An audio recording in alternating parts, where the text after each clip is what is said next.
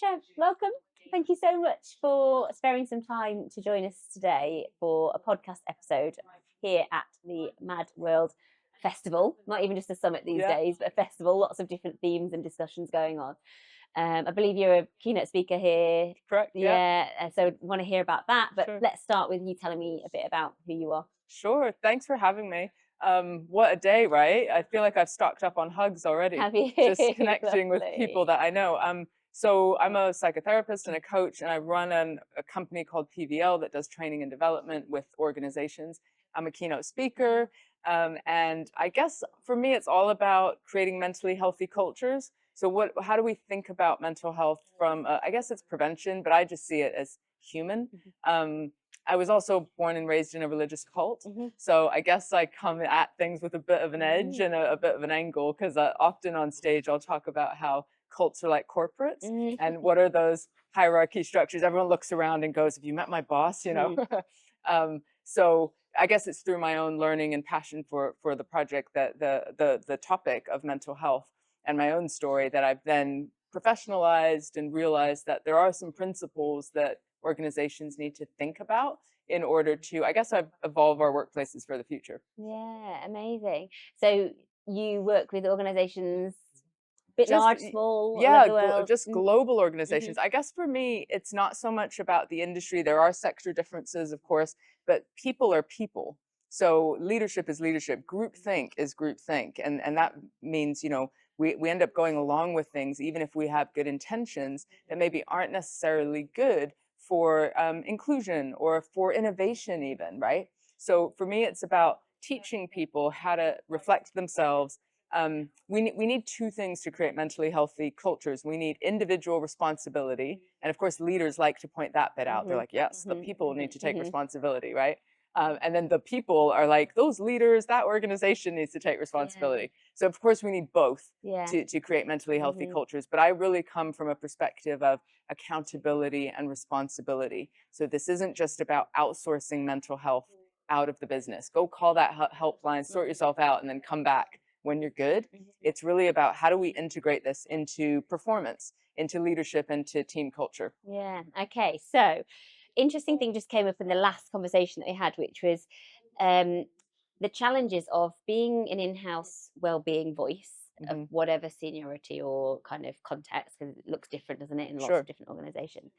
And can that person truly do the job that needs to be done because of fear of that bit, which is calling out the truth and saying, this is what the challenge is, this is what you're not getting right? Can that actually be done by our listeners of this podcast? Like, how do they actually do that? Because consultants can really help and external voices Sure. can help, and But it's they, the people on the ground that will make the biggest change, yeah. of course. And, I want to caveat this with, you might have European listeners, you might have US listeners, many companies are global, and there are cultural Mm-hmm. differences as far as what's possible or how secure jobs are, Mm-hmm. so stigma is a real thing. I don't want to sit here and say, just do all the things and it'll be fine, Mm-hmm. right?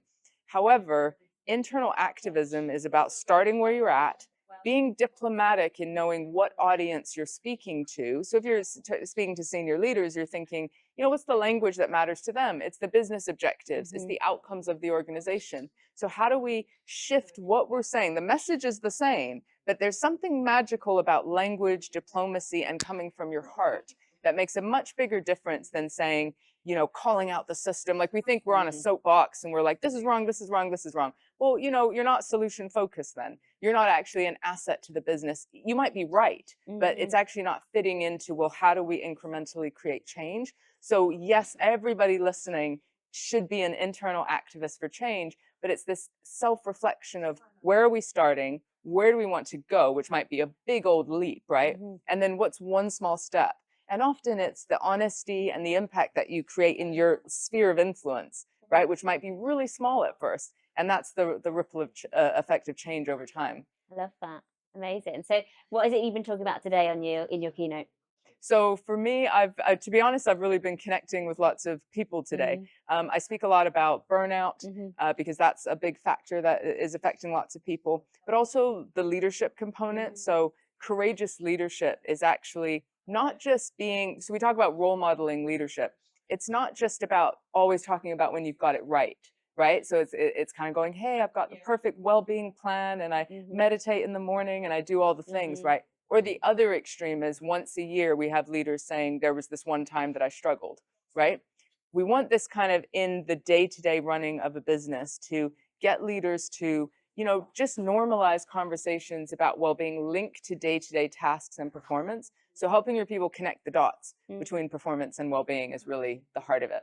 And where do you, can you give us some more examples of what that can look like? Don't need to name companies, but Yeah, what's sure. that practically? How does that work? Yeah, so it can be simple things like often if I'm in a C-suite exec room, I'll say, what's one thing you do to invest in yourself? And I specifically use that language, right? I'm not saying what's your self-care Yeah. routine. You see what I mean about Yeah. language? I'm like, how do you invest in Yeah. yourself? And like, I invest Yeah. in myself, right?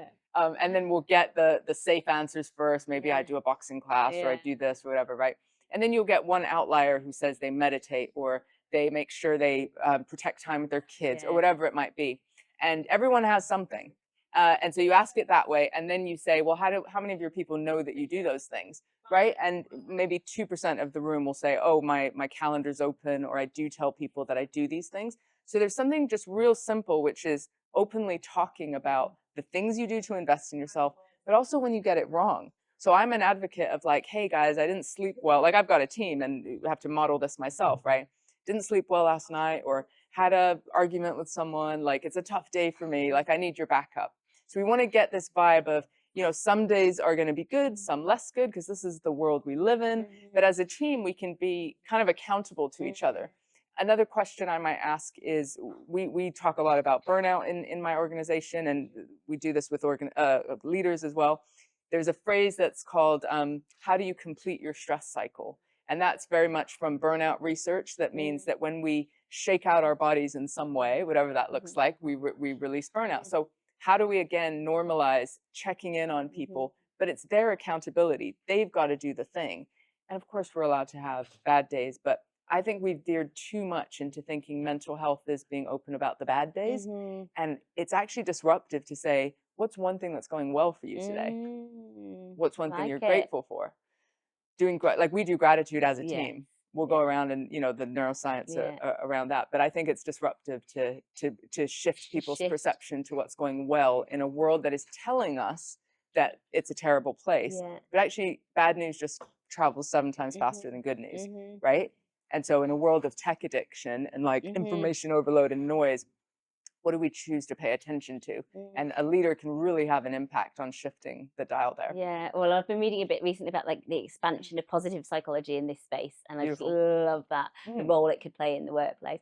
I also really loved what you said there about kind of letting your team know, right, guys, I've not slept that well, like I need backup.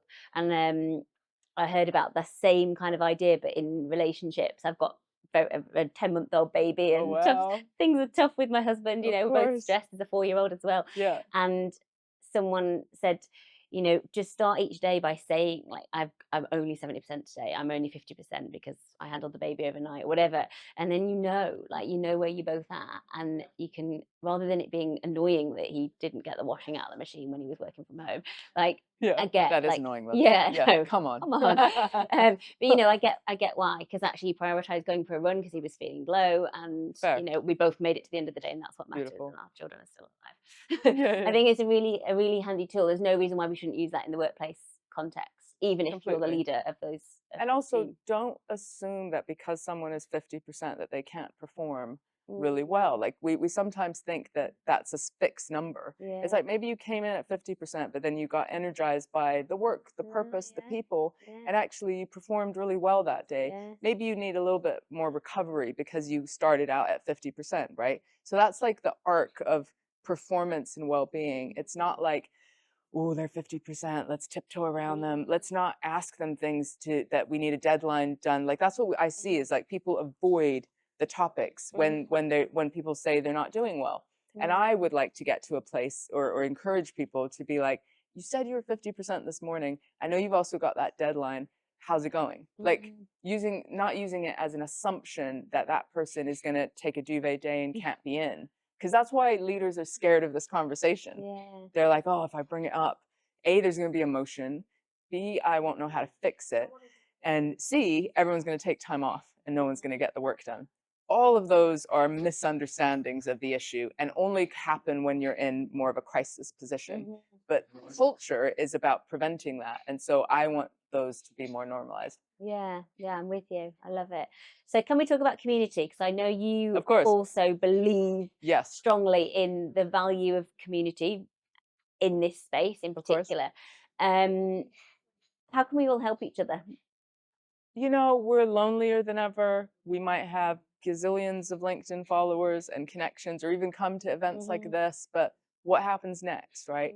Often people are working from home. They're feeling isolated. I mean, you know all the things, right? Like it's a world of distraction and pseudo connection, but not depth of meaningful connection. So I think it's about bravery. So for me, it's like you've got to go first. If you're looking for connection, don't sit around complaining that you don't have any. And yes, I get it. The world is a tricky place. But when I meet people, and I've done it today, I've practiced loads, I'll ask a disruptive question. Yeah. So I'll ask something that makes them go, oh, like this person's really interested in something real about me. Yeah. And then the conversation is, and then they'll ask about me, and we've had some meaningful connection straight off, right? So to be the first to go, practice disruptive conversations. If I hear one more person start a conversation about the weather in this country, I mean, I get it. It's a bonding ritual. It is baked into us. It is Just baked into you. So FYI. I'll give it to you, but like you have a 1 minute deadline to move from like the weather into something else. That's my mission in this mental health space. Also, it's always the same answer anyway. So Yeah, exactly. Exactly. Why are people surprised? That's what I don't understand. Every winter, every season, it's like, oh, look at the weather. And I'm like, did you not grow up here? Is this a surprise? What were Anyway, you expecting? but I love it. It's like, okay, great. It's a bonding ritual, but like, where does Let's it move go? on. Yeah. Where does it go? Yeah. Yeah, amazing. And so what do you do for your team? How does everyone look after So themselves? I think it's evolved. We had the pandemic, Mhm. post-pandemic, like I have a fully remote team. So we sort of practice ways that either formal or informal in our team setting, but also one-to-one. We do lots of walk and talk meetings. Yeah. And, we recognize that we've got introverts, extroverts, Yeah. neurodivergents, like all these things. Yeah. And so I'm an extrovert. So I'm like, my version of community is like this, right? I want Yeah. to be this Hugging close. everyone at the I want to coffee. hug everyone. Yeah. And not everyone in my team is, or what I'm realizing in HR networks, which is often the community, the well-being leads, the people who are probably the listeners of your podcast, they're challenging leaders to be open. They are challenging the individuals to access support, but they are holding everything in themselves. So for the well-being and HR leads, they feel like it's their responsibility to have the perfect self-care plan and always be showing up in this particular way and like strong and taking on other people's stuff. And I think that's a missed opportunity, because that is the group that could lead by example and truly opening up and have that ripple effect that goes out. So I'm seeing grassroots things happen outside of work. I don't know if you've heard of the offline club. You pay money for them to take your phone off of you, literally.